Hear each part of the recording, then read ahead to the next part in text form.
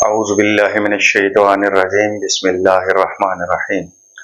मौला सल्लि व सल्लिम दाइमन अबदा अला हबीबिका खैरिल खल्क़ि कुल्लिहिम।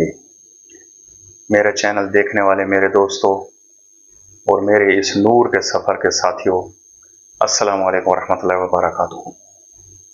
मेरी पहली दो वीडियो आप लोग देख चुके हैं। मेरा असल में इस चैनल का मकसद ये है कि हम नूर की दुनिया में दाखिल हो जाएं और हम अल्लाह ताला के उस नूर को अपनी खुली आंखों से देख लें जिसके लिए हमें बंदगी के लिए पैदा किया गया। बंदा बंदगी में बंद है और बंदगी नूर में बंद है। तो इस चैनल का जो मकसद है वो है नूर का सफ़र। लेकिन मैंने अपने पहले जो वीडियो हैं, पिछली वीडियो और जो आज मैं वीडियो दे रहा हूँ, ये मैं जादू पर दे रहा हूँ, क्योंकि दुनिया में दो ताकतें हैं। एक ताकत है शैतान की, दूसरी ताकत है रहमान की। और ये दोनों ताकतें अल्लाह ताला की अता करते हैं, क्योंकि अल्लाह ताला खुद फरमाते हैं वल कद्र खैरिही व शर्रिही मिनल्लाहि ताला, कि खैर भी अल्लाह का है, शर भी अल्लाह का है। तो आप जब नूर के मुसाफिर बनेंगे तो आपकी जिंदगी में सुकून पैदा हो जाएगा। जादू की तरफ इसलिए आया हूं कि हजारों की तादाद में मेरे जो जानने वाले हैं, दोस्त हैं, मुझसे अक्सर इस बात का तकाजा करते हैं, पूछते हैं कि कोई ऐसी आप स्ट्रेटजीज बताएं कि हम लुटने पटने से बढ़ जाएं और ये हमारे मामूलात और ये जो हमारे माशी दौलत के मामलात हैं, हमारे घरेलू मामलात हैं, ये सुधर जाएं। तो मैंने इसलिए जादू के ऊपर ये वीडियो बना रहा हूं ताकि आपको पता चले कि जब आप नूर के मुसाफिर बनेंगे तो रास्ते में शैतान जो नूर का मुखालिफ है, नार है, वो रास्ते में आएगा। जादू या जादू के अल्फाज जिनको मैजिक स्पेल्स कहा जाता है, ये शैतानी अवामिल हैं। इसके साथ नूर और नूर के अल्फाज वो जो है रहमानी पैटर्न है। तो हमने दो पैटर्न देखने हैं। नूर के सफर में दोनों पैटर्न आएंगे आपके सामने। जब आप नूर के मुसाफिर बनेंगे, नूर की दुनिया में जब आप कदम रखेंगे तो आपका इन दोनों पैटर्न से वास्ता पड़ेगा। ज़ाते हक तक पहुंचने के लिए दोनों ही पैटर्न आपको देखने पड़ेंगे और दोनों ही पैटर्न आपके सामने वाज़े होंगे। तो ये मैं इसलिए बताना चाहता हूं कि आप में से बहुत सारे लोगों पर हो सकता है जादू हो, आप में से बहुत सारे लोगों पर हो सकता है ऐसे किसी हासिद ने ऐसा हसद करके कोई ऐसा अमल कर दिया हो जो कि मैजिक स्पेल में आता हो और उसकी जिंदगी तबाह हो गई हो, वो घरेलू ताल्लुकात उसके खराब हो चुके हों। ये जो आज की वीडियो है इसमें मैंने ये बताना है। पिछली वीडियो में मैं आपको बता चुका हूं बहुत सारी बातें, वो आप वहां से देख लें। इस वीडियो में मैं चाहता हूं कि नूर के सफर में आप लोग मुकम्मल प्योर होकर मेरे साथ आए। आपका हाला इतना मजबूत हो जाए कि शैतानी ताकतें आपका कुछ भी न बिगाड़ सकें। आपका औरा मैं इतना मजबूत कर देना चाहता हूं। और जो लोग इस जादू में फंसे हुए हैं उनको मैं इस तरफ ले जा रहा हूं ताकि वो खुद घर बैठे इस चीज का तोड़ कर लें। आज की वीडियो में जो है मैं आपको ये बताऊंगा कि ये जादू असर किस तरह करता है इंसान पर। जब इस जादू के स्पेल्स पढ़े जाते हैं तो ये कायनात में किस तरह इर्ताश करता है। आप सोचें, कहीं आप पर, आपके खानदान में से किसी पर, आपके अजीज व अकारिब में, रिश्तेदारों में कोई इस हसद का शिकार तो नहीं हो गया, कोई इस जादू का शिकार तो नहीं हो गया। अगर ऐसा है तो आप मेरी ये वीडियो देखें जो सिर्फ 3 वीडियो पर मुश्तमिल है। पहले एक वीडियो आ चुकी है, आज मैं इसकी हकीकत आपको बताऊंगा ताकि आप इसको समझ सकें। और अगली वीडियो जब मेरी आएगी इंशाल्लाह उसमें मैं इसका पूरा तोड़ बताऊंगा, साइंटिफिक तोड़ बताऊंगा आपको कि आप घर बैठे किस तरह इस तबाही से अपनी जान को बचा सकते हैं। और आप लोगों से, तावीज फिरोशों से, गंडे फिरोशों से, ये जो नाम निहाद बनकर बैठे हुए हैं आपसे पैसा बटोरने के लिए, आपको साइक की, आपकी नफ्सियात को कैश करने के लिए, उनसे आपकी जान कैसे छूट सकती है और आप मेरे साथ नूर के मुसाफिर कैसे बन सकते हैं। तो आज की वीडियो का मकसद यही है, वीडियो को पूरा देखें। आज जादू की जो हकीकत है ये आज तक किसी चैनल पर नहीं आई, किसी चैनल पर इस हकीकत को बयान नहीं किया गया, क्योंकि उन्होंने जो किताबों में पढ़ा वही आपको बता दिया। लेकिन मैंने जो अपने शेख तरीकत से सीखा, हजरत सूफी अब्दुल वाहिद सुल्तान से, मैं वो बयान कर रहा हूं। जो मैंने देखा मैं वही बयान कर रहा हूं। किताबों से हटकर मैं कुछ आपको देना चाहता हूं आपने देखा कई लोगों की जिंदगी जादू के वज़ाइफ तोड़ते तोड़ते गुजर गई, लेकिन जादू नहीं टूटा।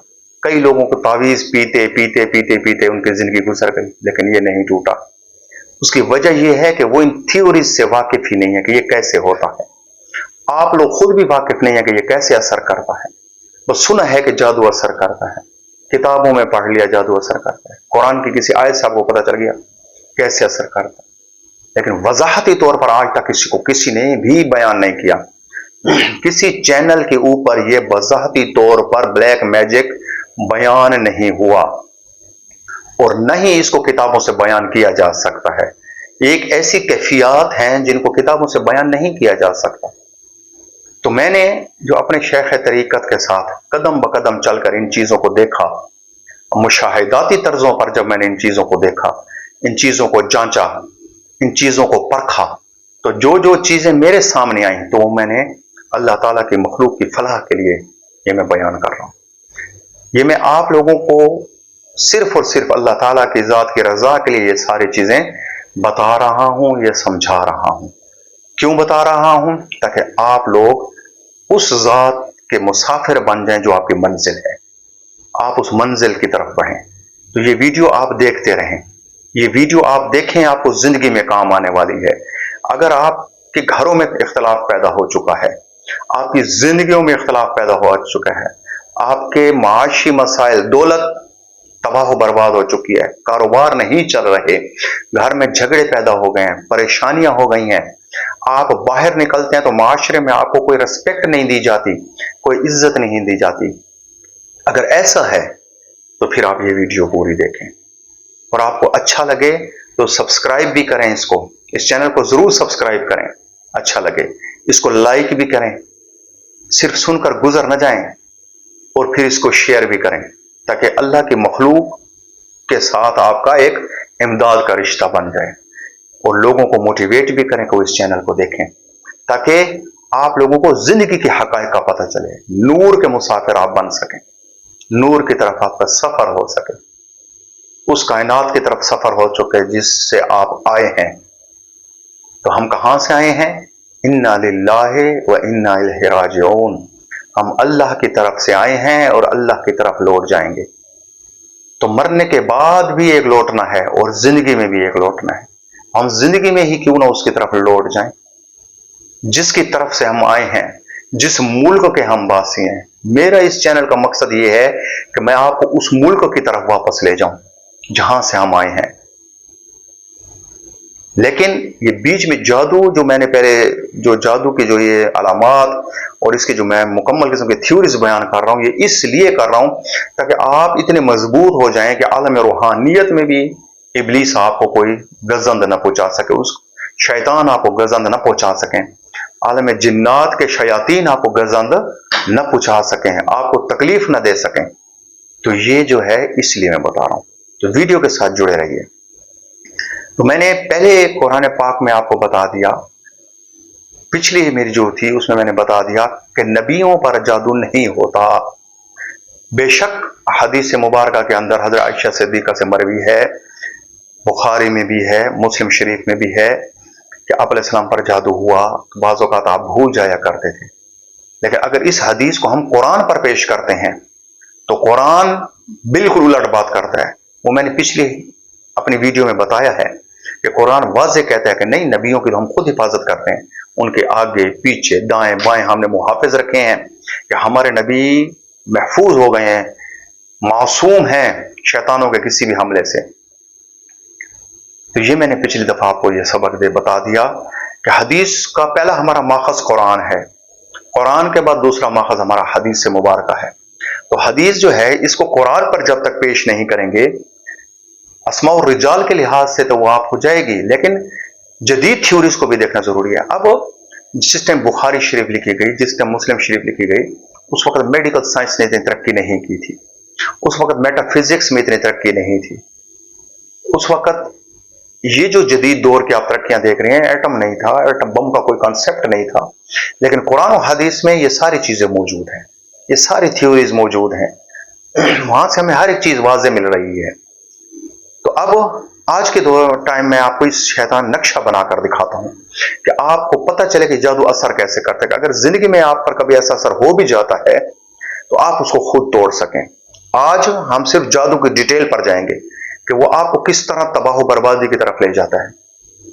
अगली वीडियो में मैं इसका रिदम बनाऊंगा, आपको चंद लफ्ज बताऊंगा रिदम के, जो आप घर बैठकर ओनली 7 मिनट पढ़ेंगे। 7 मिनट के अंदर जैसे आप पढ़ते जाएंगे आपका जादू खत्म होता जाएगा।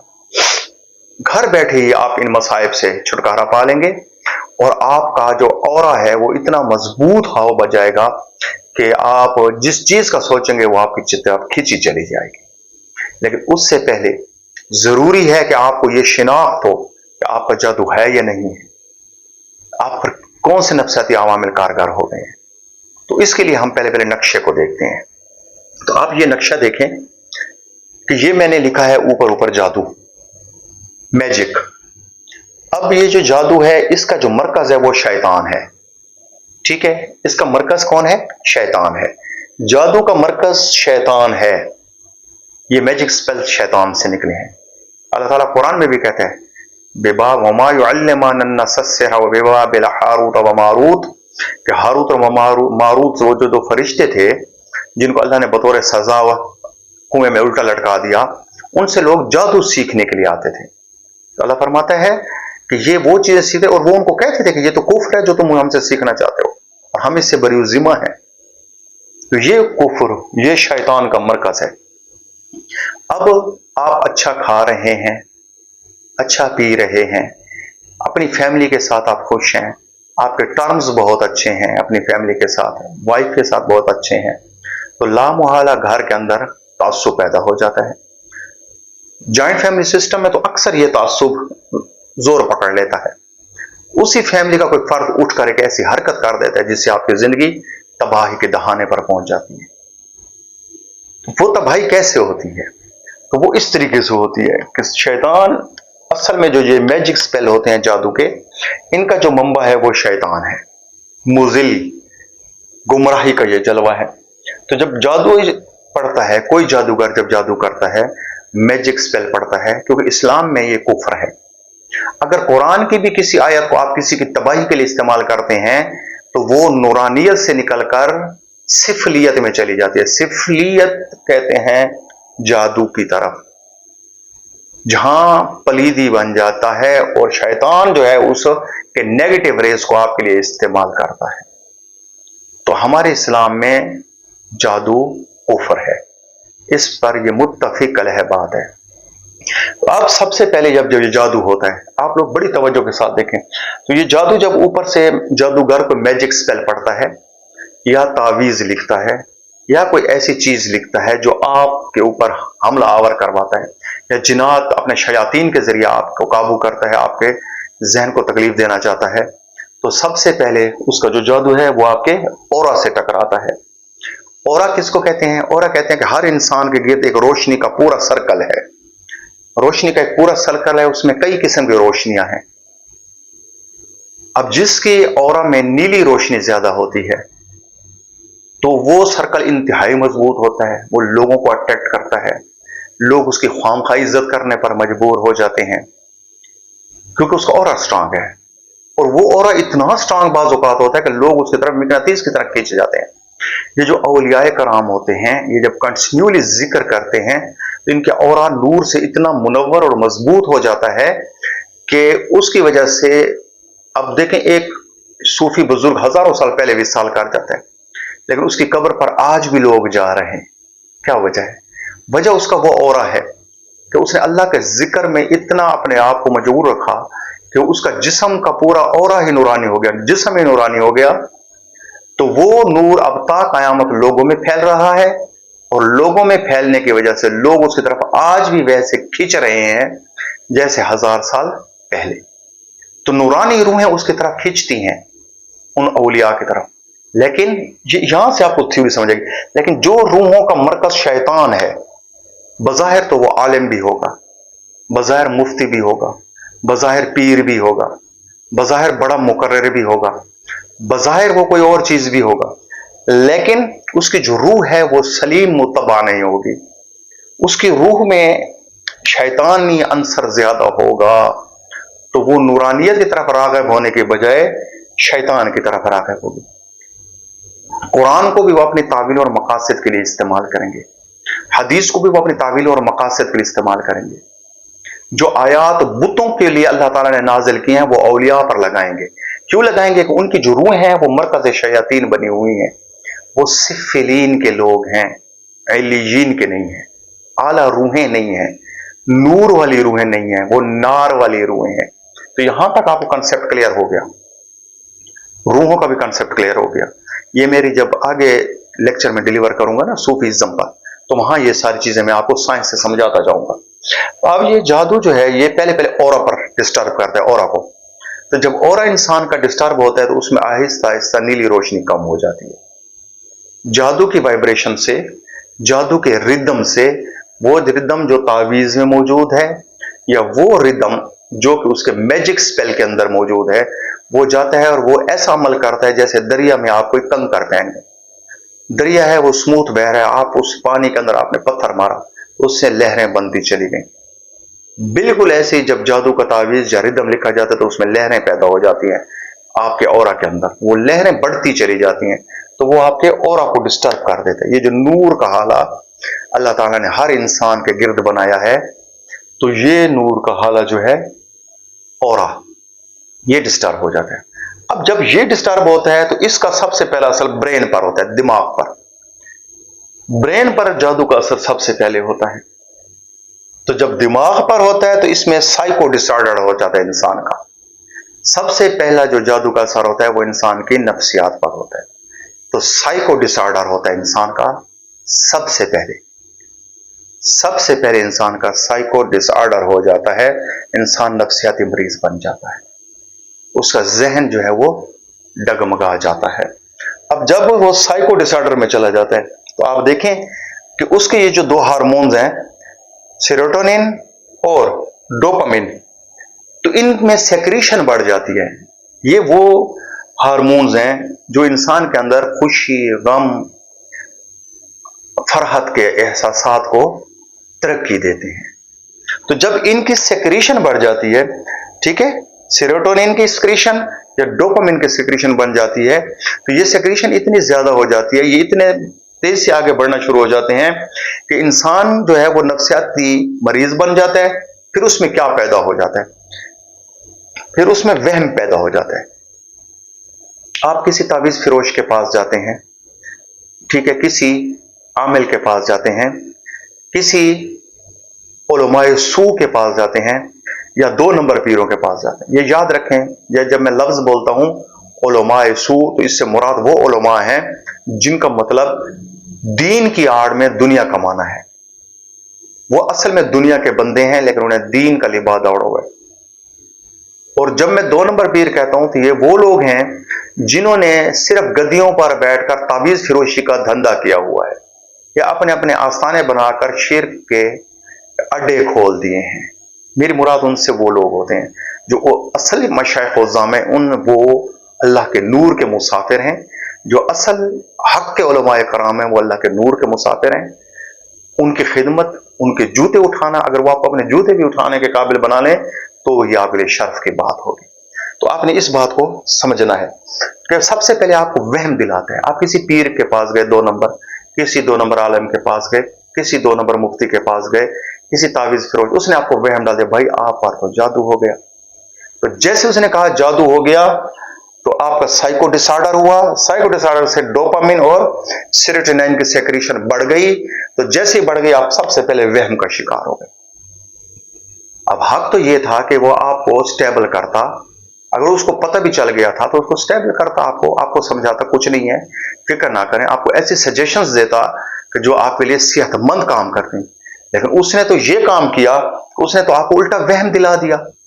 अब उस वहम के अंदर फिर खौफ शामिल हो जाता है, आप डरने लगते हैं कि कहीं मुझे कुछ हो ना जाए, आप डरते हैं कि कहीं मेरी फैमिली को कुछ ना हो जाए, आप डरते हैं कि मुझे जो है मैं बाहर निकलूं तो मुझे कुछ ना हो जाए, मेरे बच्चों को कुछ ना हो जाए, मेरे पैसे को कुछ ना हो जाए।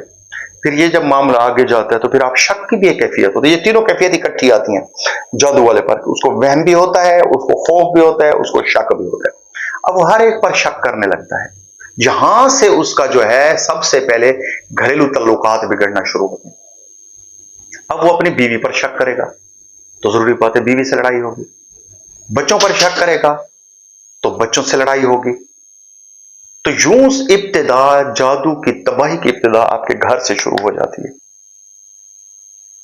अब क्यों कि वो जो अवामिल शुरू हो जाते हैं कि उसके घर के अंदर अब उसको पहले वहम पड़ गया, फिर खौफ बन गया, फिर शक पड़ गया।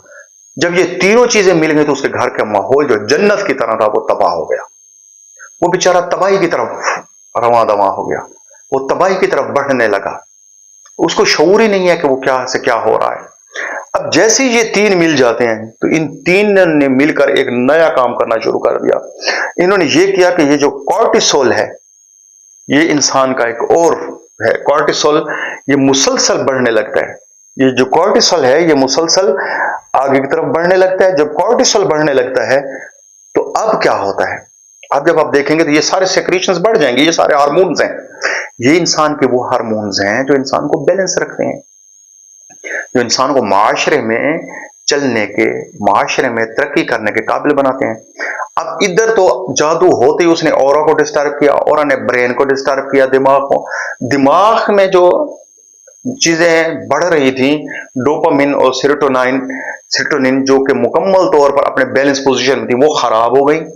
उनके खराब होने से कॉर्टिसोल जो है वो भी मुसलसल जो है कॉर्टिसोल भी बढ़ने लगा। अब जब कॉर्टिसोल बढ़ने लगा तो पहले उसको वहम था, फिर उसको खौफ हो गया, फिर उसको शक हो गया। अब जब यहां तक वो पहुंच गया तो उसकी अपनी फैमिली लाइफ तो सबसे पहले तबाह हो गई। फैमिली लाइफ उसके तबाह हो गई कि उसके बच्चे उससे बदजान हो गए, उसकी जो बीवी है उसके साथ उसके ताल्लुकात खराब हो गए, वो जो दोस्ताना रवैये थे वो खराब हो गए, वो जो बच्चों के साथ खुश मिजाज था, वो जो पिकनिक मनाया करता था, वो जो बच्चों के साथ घूमा फिरता था, वो चिड़चिड़ा बन गया, वो तबाही की तरफ जाने लगा। अब जब ये कॉर्टिसोल में इजाफा हुआ तो अब उसके दिल की धड़कन भी तेज रहने लगी। अब जब दिल की धड़कन तेज होने लगी तो उसने सोचा कि कहीं दिल का आर्जा ना हो गया हो, जबकि ऐसा कुछ भी नहीं होता। उसके सारे टेस्ट नॉर्मल आएंगे, जो टेस्ट करेंगे वो नॉर्मल आएंगे। तो अब दिल की धड़कन भी उसकी तेज। अब जब दिल की धड़कन तेज हो गई, वहम हो गया, खौफ हो गया, तो फिर वो नींद भी उसकी खराब हो गई। अब नींद भी उसकी खराब हो गई और फिर वो उसका गुस्सा भी बढ़ गया। ये बहुत ही, देखिए ये सारी चीजें एक दूसरे से इंटरलिंक्ड हैं, बिल्कुल लिंक्ड हो चुकी हैं। कि सबसे पहले उसका वहम बना, वहम से खौफ पैदा हुआ, खौफ से शक पैदा हुआ, शक से दिल की धड़कन तेज हुई, दिल की धड़कन के तेज से नींदें खराब हो गई, नींदों की खराबी की वजह से गुस्सा पैदा हो गया। अब जब ये सारी चीजें उसकी जिंदगी में इकट्ठी हो गई तो इन्होंने एक फिगर बना लिया, एक पॉइंट को पकड़ लिया। और वो पॉइंट क्या था कि उस बंदे के अंदर या उस बंदी के अंदर अदम बर्दाश्त पैदा हो गई। अदम बर्दाश्त पैदा हो गई। अब अदम बर्दाश्त कैसे पैदा हो गई कि उसका ये जो ग्लैंड है, उसका ये जो हार्मोन है, ठीक है, एमिगडाला, ये देख लें यहां पर मैंने लिखा है, ठीक है, ये जो एमिगडाला जो उसका हार्मोन है, ये अदम बर्दाश्त उसकी पैदा हो गई। इससे अदम बर्दाश्त पैदा नहीं होती थी। ये जब बैलेंस था उसका, जो एमिगडाला बैलेंस था, तो इसकी वजह से वो जो है चल रहा था। जब ये खराब हुआ तो ये देखिए चार चीजों ने उसको खराब कर दिया, डोपामिन, सेरोटोनिन, कॉर्टिसोल और जो है उसका एमिगडाला। अब जब ये खराब हो गई तो वो मुजस्सम इंसान जो है बर्बादी का शिकार हो गया। जादू इन चार को पकड़ लेते हैं, इन चार को वो नहीं छोड़ता बिल्कुल, इन चार को उसने काबू कर लिया। अब जब ये चार चीजें काबू हो गए तो अदम बर्दाश्त हो गई। अदम बर्दाश्त होने से अब उसके घर में तबाही शुरू हो गई। बच्चों ने बात की अदम बर्दाश्त का, वो तो अदम बर्दाश्त का शिकार है, जिंदगी से वो अदम बर्दाश्त का शिकार है। उसको जिंदगी की किसी खूबी का पता नहीं चलता, उसको खुशियों का पता नहीं चलता। अब वो अदम बर्दाश्त की वजह से वो माशरे और अपने जो रिलेटिव्स हैं, रिश्तेदार, उनके लिए भी वो नाकाबिले कबूल शख्सियत बन गया। अब घर के लिए भी वो नाकाबिल कबूल शख्सियत बन गया। अक्सर घरों में आपने देखा होगा कि जब ऐसा कोई वाक्य हो जाता है तो आप देखते हैं कि बच्चे जो है ना माँ बाप से मुतनफिर हो जाते हैं, माँ बाप बच्चों से मुतनफिर हो जाते हैं, बच्चे माँ बाप की कदर नहीं करते। बीवी और खामद के ताल्लुकात खराब हो जाते हैं। खामद जो अकेला एक कमरे में घुसकर पड़ा रहता है, उसको कोई पूछने वाला नहीं होता। इस तरह बीवी पर कोई तकलीफ होती है तो खामद जो उसका साथी है वो उसको नहीं पूछता। ये सारे का सारा मसला यहां पर बन जाता है। उसकी जिंदगी के नफ्सियाती अवामिल की वजह से उसके घर में बिगाड़ होता है। अब ये सिर्फ घर में बिगाड़ पैदा नहीं करते, अब जब उस बंदे के अंदर वहम बैठ जाता है, खौफ बैठ जाता है, शक बैठ जाता है, नींद उसकी खराब होती है, गुस्सा खराब होता है, दिल की धड़कन तेज होती है, उसकी सेहत खराब हो जाती है। उसकी सेहत खराब हो जाती है जब वो अदम बर्दाश्त का शिकार होता है। अगर वो कोई बिजनेस कर रहा है तो जब वो बिजनेस में बैठेगा, अदम बर्दाश्त की वजह से वहां उसके झगड़े हो जाएंगे, लोग उससे दूर होना शुरू हो जाएंगे। रिश्तेदारों में बैठा है, अदम बर्दाश्त की वजह से रिश्तेदार उससे दूर हो जाएंगे, ऐसी हालत बना देगा, ऐसी बात कह देगा कि रिश्तेदार उससे मुतनफिर होकर अलहदा हो जाएंगे। क्यों? अदम बर्दाश्त उसमें पैदा हो गई। और ये किसने किया? इसने किया, जादू ने किया। ये देखें, ये यहां से शुरू है। ये मैं एंड पर जब जाऊंगा तो आपको समझाऊंगा कि इसने काम क्या किया हमारे साथ। अब उसने ब्रेन को इफेक्ट कर दिया, ऑरा को इफेक्ट कर दिया, ठीक है। ऑरा को जैसे इफेक्ट कर दिया तो इसको साइंसी जुबान में कहा जाता है बायोफील्ड डिस्टर्ब, कि उस बंदे की बायोफील्ड डिस्टर्ब हो गई है। जब आप साइंसी रूप से इसको देखेंगे, रूहानी रूप से देखेंगे, तो उसके ऑरा को डिस्टर्ब कर दिया, उसके नूर के हाला को जादू ने डिस्टर्ब कर दिया, ठीक है। लेकिन जब आप साइंस की तरफ जाएंगे तो आप देखेंगे कि भाई उसकी बायोफील्ड डिस्टर्ब हो गई है। तो अब जब बायोफील्ड उसकी डिस्टर्ब हो गई है तो उसको क्या हो गया? जिसकी भी बायोफील्ड डिस्टर्ब हो जाती है तो उसके अंदर पॉजिटिव रोशनियां कम हो जाती हैं, कॉस्मिक रेज, पॉजिटिव जो है, नूर का तनासुब जो है वो कम हो जाता है, नार का तनासुब बढ़ जाता है, शैतानियत का तनासुब बढ़ जाता है। तो उसमें मनफी जज्बात का बढ़ना है तो मनफी जज्बात उसके ज्यादा हो जाते हैं। जब बायोफील्ड डिस्टर्ब होती है तो मनफी जज्बात उसके ज्यादा हो जाते हैं। आप अपनी जिंदगी में रोजमर्रा में देख रहे हैं, ऐसे लोग आप देखेंगे उनमें मनफी जज्बात बढ़ जाते हैं, अच्छी बात को भी वो नेगेटिव लेते हैं। कुछ लोगों को आपने देखा होगा, रिश्तेदारों में आप बात करें तो उनको ऐसा महसूस होता है जैसे हम पर तंज कर रहे हैं, टोक मार रहा है हमारे ऊपर जो है ये सैटायर कर रहा है, जबकि बात नॉर्मल सी होती है। वजह ये क्या है कि उनका बायोफील्ड डिस्टर्ब हो जाता है, जिसकी वजह से उनके अंदर मनफी जज्बात बढ़ जाते हैं। ये जो आजकल आप तमाम मामलात को देख रहे हैं, ये वही मनफी जज्बात हैं। जरूरी नहीं है कि उन पर ताबीज हुआ हो, ये मैं उसके बाद फिर बताता हूं। तो जब मनफी जज्बात बढ़ते हैं तो फिर उसका लामुहला नतीजा क्या होता है मनफी जज्बात का? कि वो बंदा डिप्रेशन में चला जाता है, फिर एंग्जाइटी में चला जाता है। आजकल आप देखते हैं कि जो साइकोटिस्ट हैं उनकी क्लिनिक बड़ी पड़ी है ऐसे डिप्रेशन और एंग्जाइटी की वजह से। एक अच्छा सा बंदा है, अच्छी सी लाइफस्टाइल में, लेकिन उसको एंग्जाइटी है, उसको डिप्रेशन है। अब उसको यह पता नहीं है कि उसकी बायोफील्ड डिस्टर्ब हो चुकी है। अब गोलियों से बायोफील्ड ठीक नहीं होती, गोलियों से बायोफील्ड जो डिस्टर्ब हो चुकी है वो ठीक नहीं होती, इसलिए कि गोलियां जो हैं वो दफा वक्ती तौर पर उसके ब्रेन को सुला देती हैं। मसला तो ब्रेन में बना, लेकिन बनना कहां से? बनना उसके ऑरा से। ये जो ऑरा है, ये जो बायोफील्ड है उसकी, इसको डिस्टर्ब किया। जिस चीज ने भी डिस्टर्ब किया, जादू ने नहीं किया तो उसके किसी ऐसे अमल ने किया जो उसको दुनिया में सजा मिली, तो वो ये चीज डिस्टर्ब हो गई। अब अगर कोई इस डिस्टर्बेंस को क्लियर करेगा तो पहले जाकर वो बायोफील्ड को क्लियर करेगा, उस डिस्टर्बेंस को ऑरा में जाकर क्लियर करेगा। अब जब डिप्रेशन और एंग्जाइटी बढ़ती है तो यहां हम देखते हैं कि यहां दिमाग हमारा कमजोर हो जाता है, ठीक है। दिमाग का जो प्री फ्रंटल कॉर्टेक्स है, प्री फ्रंटल कॉर्टेक्स, ठीक है, ये दिमाग का हिस्सा जो है ये कमजोर पड़ जाता है हमारा। बायोफील्ड डिस्टर्ब होने से सबसे बड़ा जो नुकसान होता है वो ये होता है कि प्रीफ्रंटल जो कॉर्टेक्स है ये हमारा कमजोर हो जाता है।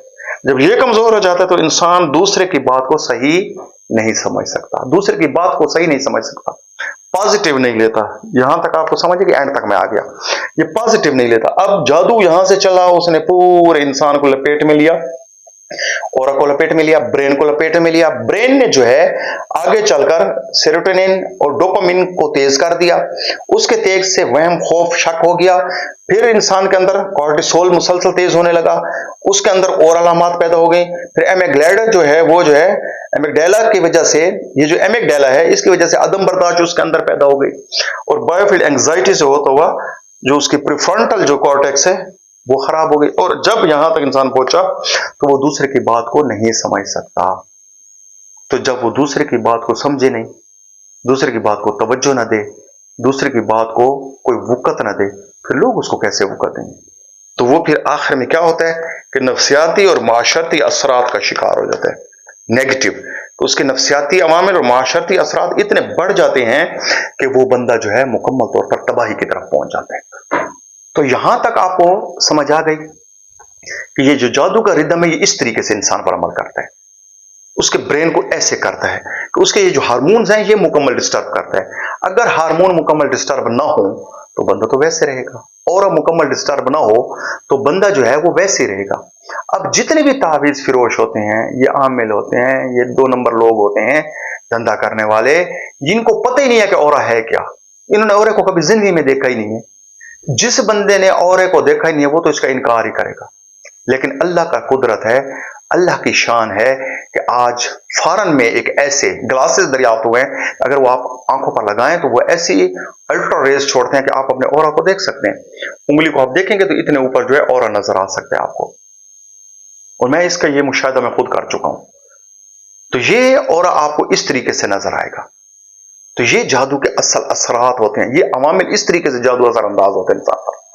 अब एक तो ये अमल है कि किसी ने आप पर जादू कर दिया, जिसकी वजह से आप जादू का शिकार हुए, उस शिकार की वजह से आपके साथ ये अवामिल बन गए, ये हालात बन गए। दूसरा रुख इसका क्या है? दूसरा रुख इसका यह है कि आप पर किसी ने भी जादू नहीं किया, लेकिन आप इस दुनिया को क्या दे रहे हैं, इनपुट में आपने क्या दिया। ये कंप्यूटर पर आप बैठते हैं ना, तो एक होती है इनपुट, एक होती है आउटपुट। ये 2 डिवाइसेस हैं। इनपुट ये है कि आप कंप्यूटर को एक सवाल देते हैं, वो उस सवाल का जवाब आपको आउटपुट की सूरत में देता है। तो अब हमने जो कायनात को दे रहे हैं, ये कायनात आपको वापस वही चीज लुटाएगी, ये कंफर्म बात है, ठीक है। वही चीज आपकी तरफ लौट कर आनी है जो आप इस कायनात को दे रहे हैं।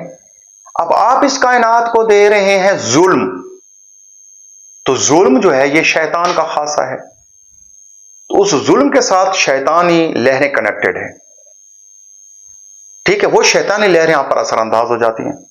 आप देखते हैं कि वो जालिम कितनी इबरतनाक कभी मौत मरता है, कभी उसकी जिंदगी उसके लिए अजीरन बन जाती है, वो परेशानियों का शिकार हो जाता है, उसकी नस्लें तक इस परेशानियों का शिकार हो जाए।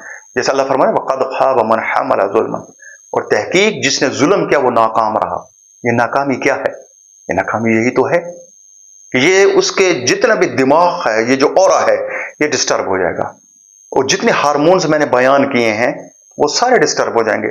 जैसे डिस्टर्ब होंगे उसके मनफी जज्बात, मनफी रुझानात बढ़ते जाएंगे, और वो जो है उन्हीं का शिकार हो जाता है, अपने किए का शिकार हो जाता है।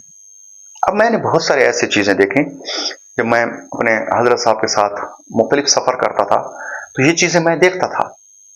तो अक्सर फिर हमारे जो शेख तरीका थे वो यूपी से थे, इंडिया से, लेकिन वो पाकिस्तान में आए, फिर पाकिस्तान में ही उनकी जगह बनी, यहीं पर उनका जो है मज़ार पुनरमार बन गया। तो बड़ी शख्सियत थे, आज के दौर के बहुत बड़ी वेल क्वालिफाइड शख्सियत थे सूफी अब्दुल वाहिद सुल्तान साहब। तो उनका मज़ार जो है वो मुजफ्फरगढ़ बस्तीदीनपुर में अल्लाह की मखलूक के लिए आज भी नूर का मीनार है, उनके खुलफा आज भी नूर का मीनार है, उनके सजादगान साहिबजादगान आज भी नूर का मीनार है। तो ये सारी तरबियत उनकी दी हुई है, और उन्होंने फरमाया कि अल्लाह की मखलूक के लिए इस तरबियत को आम करना है, इस नजरियात को आम करना है। तो हमारे इस चैनल का मकसद ही यही है कि आपको सुकून की जिंदगी में ले आना, पुरसकून जिंदगी में ले आना, मनफी रुझानात से हटाकर मुस्बत पैटर्न पर ले आना, शक की दुनिया से निकालकर यकीन की दुनिया में ले आना, खौफ और वहम की दुनिया से निकालकर उम्मीद और यकीन की दुनिया में ले आना, अल्लाह से मोहब्बत की दुनिया में ले आना। यही इसका मकसद है। दूसरा पैटर्न जो आपके साथ है, आप अपने आप को एनालाइज करें। पहला पैटर्न तो मैंने बता दिया जादू का, ठीक है। अब दूसरा पैटर्न जो है, अब जादू का जो पैटर्न है वो अगली दफा मैं अगली वीडियो में आपको बताऊंगा, तो उसको तोड़ कैसे सकते हैं। वो बहुत आसानी से टूटता है, दुनिया का मुश्किल तरीन जादू इतनी आसानी से टूटता है, आप सोच नहीं सकते, और आप अपने घर में बैठकर खुद ही तोड़ लेंगे। उसके लिए आपको किसी पीरों मीरों की और किसी तावीज फिरोशों की, 2 नंबर आलमों की, 2 नंबर पीरों के जगह पर जाने की कोई जरूरत नहीं है, क्योंकि आप उस चीज को वहीं पर खुद ब खुद समझ लेंगे। तो अब उस पैटर्न को हम देखते हैं। दूसरा पैटर्न ये क्या है कि जो बिना आपके ठीक किए वो नहीं होगा ठीक।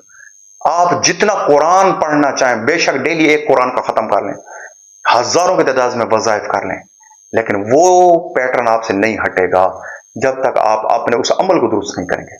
और वो अमल क्या है आज मैं आपको बताता हूं। उस अमल में सबसे ज्यादा जो खतरनाक अमल है वो है अपनी जायदाद में से अपनी बहनों और बेटियों को हिस्सा ना देना। मैंने हजारों लोग इस पैटर्न पर तबाह होते देखे हैं। वो चले जाते हैं किसी मुफ्ती के पास, उसको पैसा फड़ा देते हैं, 2 नंबर आदमी को, कहते हैं जी हमारी बेटी हमें माफ करना चाहती है, हक माफ करना चाहती है। अब खुदा क्या कहता है, अलीम बिज़ाति सुदूर, अल्लाह सीनों का राज जानता है। तो वो सीनों का राज जानने वाला अल्लाह क्या कहता है, वो कहता है कि इंसान तू मुफ्ती के सामने बैठा है, उससे फतवा भी ले रहा है, लेकिन मैं जानता हूं कि तेरे अंदर कौन सी पलीदी भरी। अब जो अपनी बहनों का हक शरी खाता है, अब एक आदमी की 1 करोड़ की जायदाद है, वो बहन को कहते हैं हाँ जी 50-50 हजार रुपये आप लेने, ये उसने शरी हक नहीं दिया। शरी हक ये है कि वो उलमाए हक मुफ्ती साहिबान को बुलाए, उनको बिठाए, उनकी कदर करे, और मुफ्ती साहिबान उसको उस शरीयत के मुताबिक बंटवारा कर दें। बंटवारा आप लोग नहीं कर सकते, ना आपको इस शरीयत का पता चलता है, क्योंकि आप एक दिन भी मदरसा में नहीं गए। आपको कुरान की इस शरीयत के पैटर्न का पता ही नहीं है कि कुरान इस शरीयत को क्या कहता है, विरासती शरीयत को कुरान क्या कहता है, आपको इस पैटर्न का पता ही नहीं है। तो आप कैसे जो है इस पैटर्न पर जाकर काम कर सकते हैं, काम ही नहीं कर सकते आप इस पैटर्न पर। तो यहां तक आपको बात समझ आ गई कि आपने जब कोई ऐसा पैटर्न देना है तो उसके लिए मुफ्ती साहब का होना जरूरी है, वो आपको ये पैटर्न देगा। लेकिन ध्यान करना है, कुफ्फार का रास्ता इख्तियार नहीं करना, बेगैरतों का रास्ता इख्तियार नहीं करना। बेटी, बहन और मां से जायदाद को बख्शवाने वालों से बड़ा बेगैरत इस कायनात में नहीं है, इस कायनात में उनसे बड़ा बेगैरत नहीं है, और माफी का फतवा देने वाला उससे भी बड़ा बेगैरत है।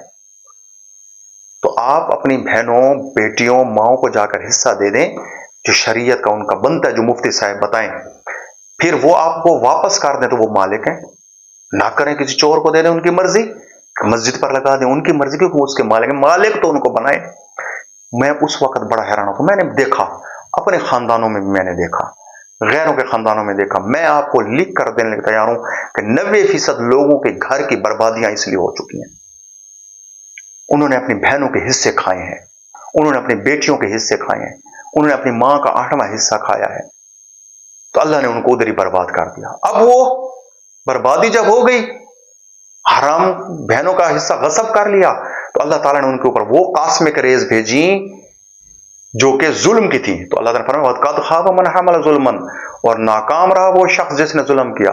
अब ये कास्मिक रेज जब उस तक पहुंचती हैं तो वो उसकी सोशल लाइफ को भी बर्बाद करती हैं, उसकी जो घर की फैमिली लाइफ है उसको भी तबाह बर्बाद कर देती हैं, और उसकी जो बाहर के मामलात हैं वो सारे तबाह हो जाते हैं।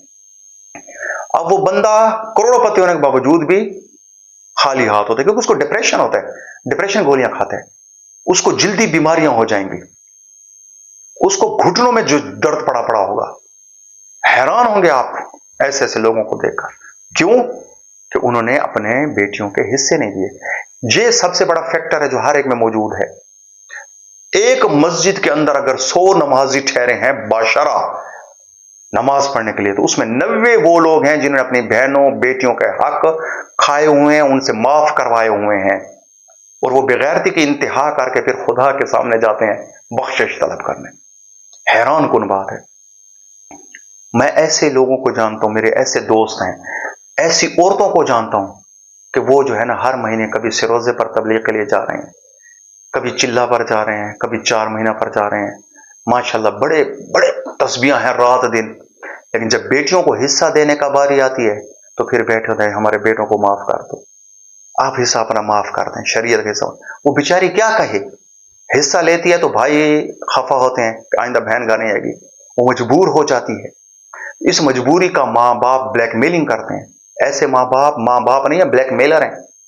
ये याद रखें, मैं एक लेक्चर इस पर भी देने वाला हूं कि वालदैन, जिन वालदैन को अल्लाह रब्बी जून कहते हैं, पालने वाला, अल्लाह रब है और वालिदैन को कहता है रिब्बियून, तुम भी पालने वाले हो, मैं भी पालने वाला। वो पालने वाले और हैं। जिसके कदमों में जन्नत है वो ब्लैकमेलर नहीं हो सकता।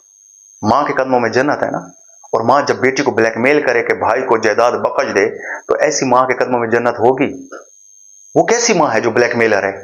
वो तो खुदा के अजाब को दावत दे रही है, वो तो दीन रसूलुल्लाह के दुश्मन है।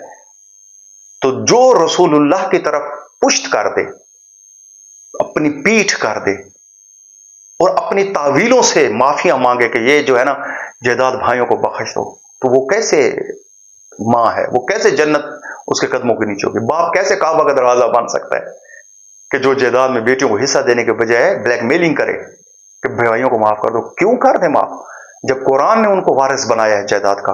कुरान में किसी भी जगह यह नहीं है कि वो माफ कर दें। कुरान कहता है उनको मैंने वारिस बनाया, उनको हिस्सा दो। हाँ, ये जरूर है कि हिस्से के बाद उनकी मर्जी है, वो जो कुछ करें, आपको लौटा दें, न लौटाएं, किसी और जगह लगा दें, आपका फर्ज है दें। देने से पहले माफी न मांगे, खुदा के लिए देने से पहले माफी न मांगे, वरना तुम्हारे घर इस तरह बर्बाद रहेंगे। मैंने ऐसे लोगों को देखा कि करोड़ों की जायदादें दे गए अपने बच्चों को, बेटियों को नहीं दिया। तो अब क्या हुआ? जब मर गए तो बेटे उनके पीछे फातिया भी नहीं देते। अब कब्र में उनको पता चल रहा होगा कि वो जिस नालायक को छोड़ा है, जिसको इतनी जायदाद है, वो फातिया तक भी पीछे नहीं देता। मेरे अपने सामने ऐसे लोग मौजूद हैं। आपको समझ आ गई?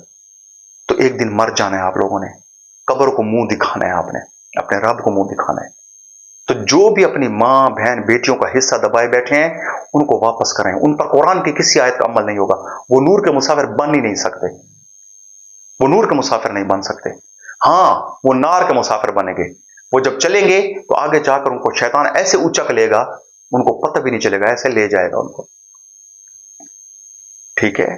तो अब ये जो काम करता है, जुल्म करता है किसी के बंदे के ऊपर, तो कायनात के अंदर वो जुल्म ठहर जाता है।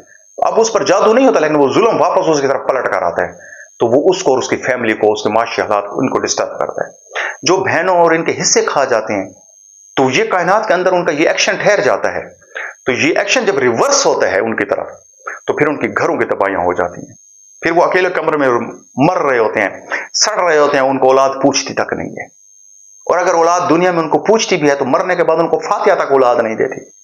वो कब्र के अबदी अजाब का शिकार हो जाते हैं। जिनके लिए कमा रहे होते हैं, वो उनको फातिया तक भी नहीं देते। न वो मुफ्ती भी वहां आपको नहीं छुड़ाएगा अगर किसी ने आपको माफ का फतवा दिया। ये मैं अक्सर देख रहा होता हूं। ये सिरोजे आपको नहीं छुड़ाएंगे, ये चिल्ले आपको नहीं छुड़ाएंगे, ये 4 महीने आपको नहीं छुड़ाएंगे, ये तबलीगें आपको नहीं छुड़ाएंगी, ये जो मुत्तबा शरीयत आप बने फिर नहीं छुड़ाएंगे। पहले बेटियों का हक अदा करो, उनको जायदादों में से हिस्सा दो, अपनी बहनों को जायदादों में से हिस्सा दो, मां को उसका अपनी जायदाद में से हिस्सा दो। फिर आप इस काबिल होंगे कि आपकी बातों में असर हो। वरना तो आपने देखा गली गली मस्जिद और गली गली तबलीग, तो गासिब की तबलीग कैसे होती? फिर एक और लानत हमारे माशरे में दाखिल है। आप लोग कहते हैं जादू का तोड़ बताओ। मैं आपको कहता हूं जादू से बड़ी लानतें हमारे माशरे में मौजूद हैं। वो है सूद की लानत। बंदा रिटायर होता है, बैंक में पैसे रख देता है सूद पर। अब वो सूद की लानत घर में घुस गई, सूद घर में आ रहा है। अब वो सूद जैसे घर में दाखिल हुआ, उसके घर में बिगाड़ पैदा हो गया। अब बिगाड़ पैदा हुआ तो भाई हमारे ऊपर जादू हो गया।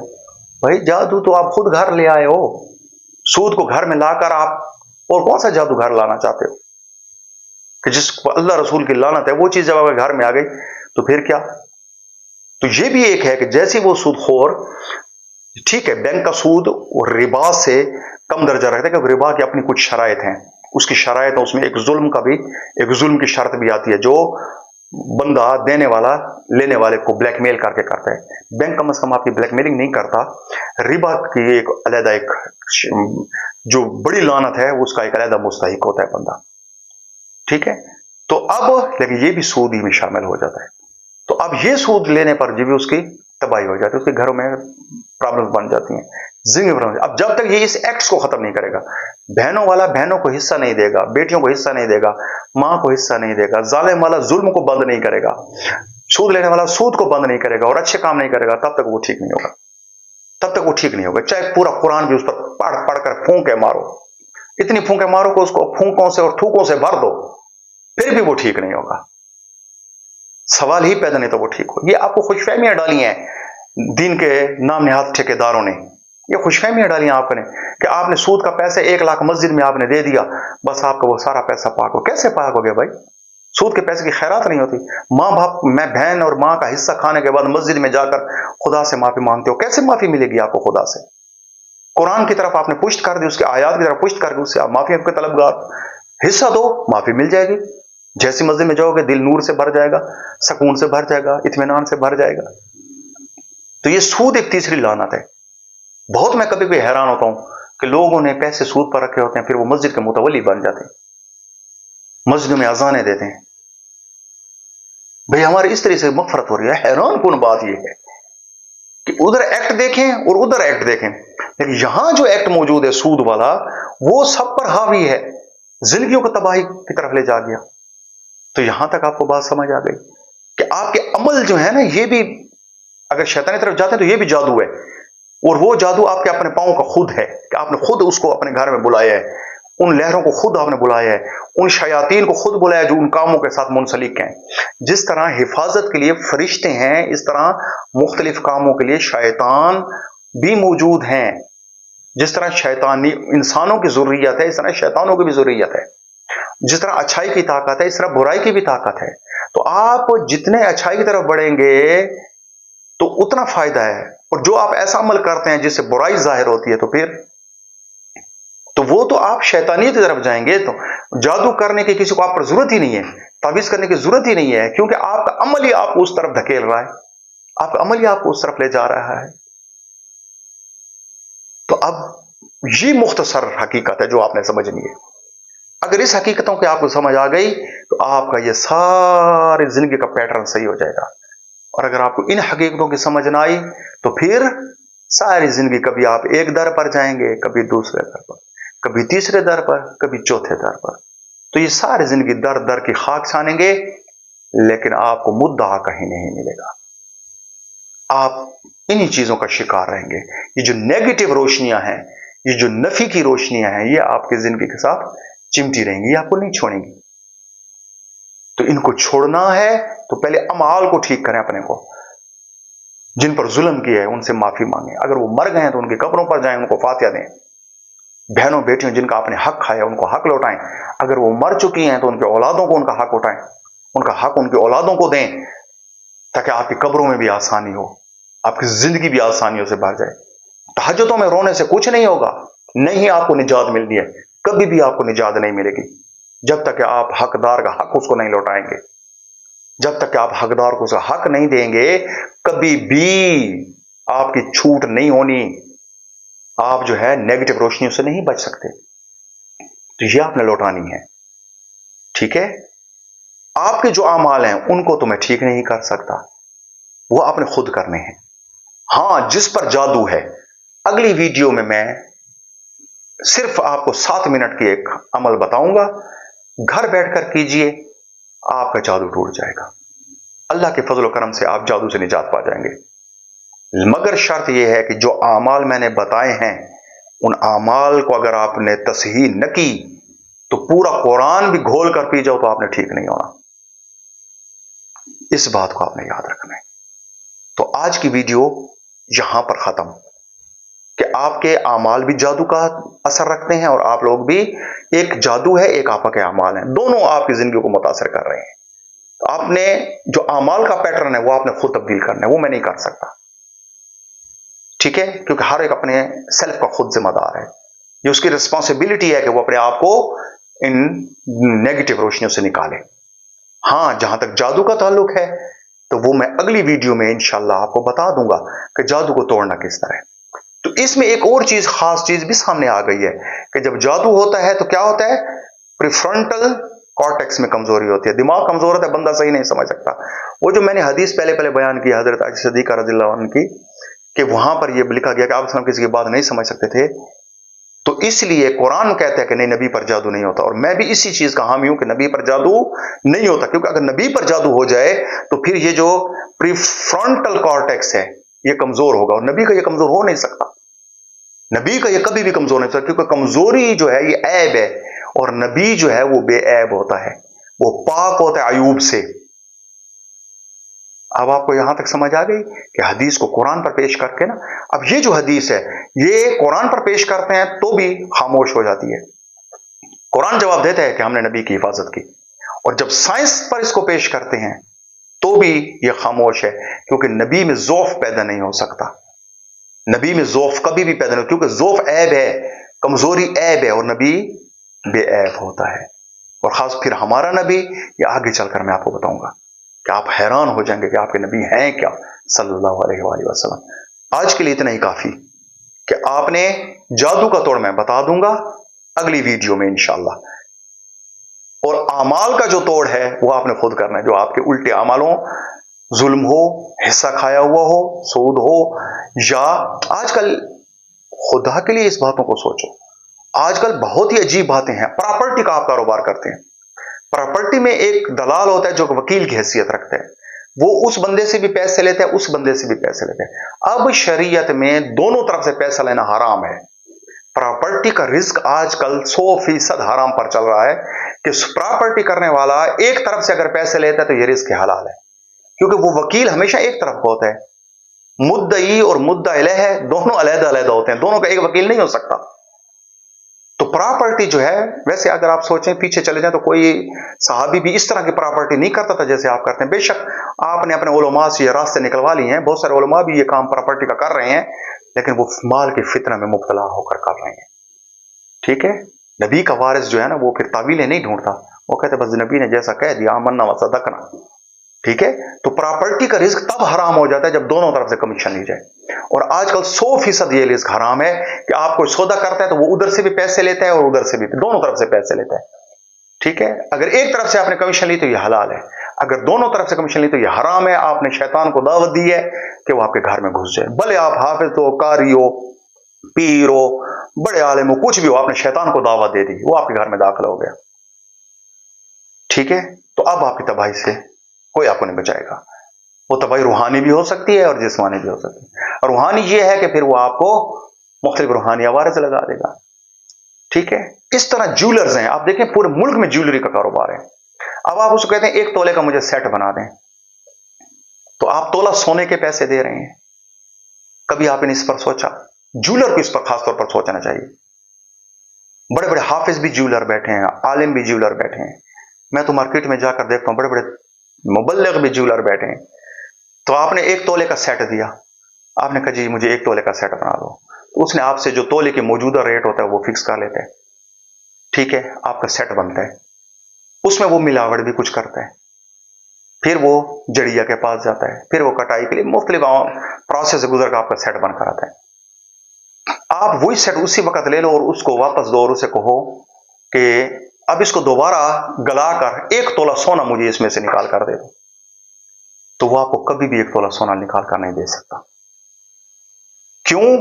कि वो फौरन आपको कहेगा ये तो कटाई में इतना चला गया, ये तो जड़िए के पास इतनी रत्ती चला गया, ये तो कटाई में इतनी रत्ती चला गया। ठीक है, तो अब उसने मजदूरी भी पूरी ले ली आदमी से जो जेवर बनवा रहा है, जड़िए को भी पूरे पैसे मिल गए, कटाइयों वालों को भी पूरे पैसे मिल गए, पॉलिश वाले को भी पूरे पैसे मिल गए, ज्वेलर ने भी पूरे पैसे में ले लिए, और उसको 1 तोला सोना देने की बजाय उसको मिल गया, अगर 12 मासे का तोला तो उसके पास 11 मासे सोना आ गया, 1 मासा पूरा उसका गायब हो गया बीच में।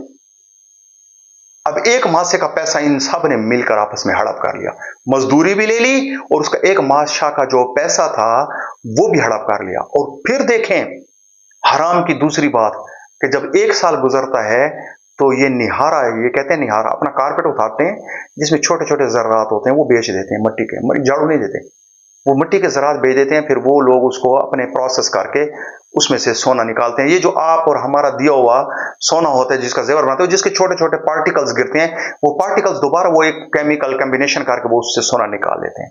तो अब ये निहारे का भी 5 लाख 10 लाख 20 लाख साल का लेते हैं, वो भी मुख्तलिफ लोगों का हिस्सा होता है। तो ये रिस्क मुकम्मल हराम है।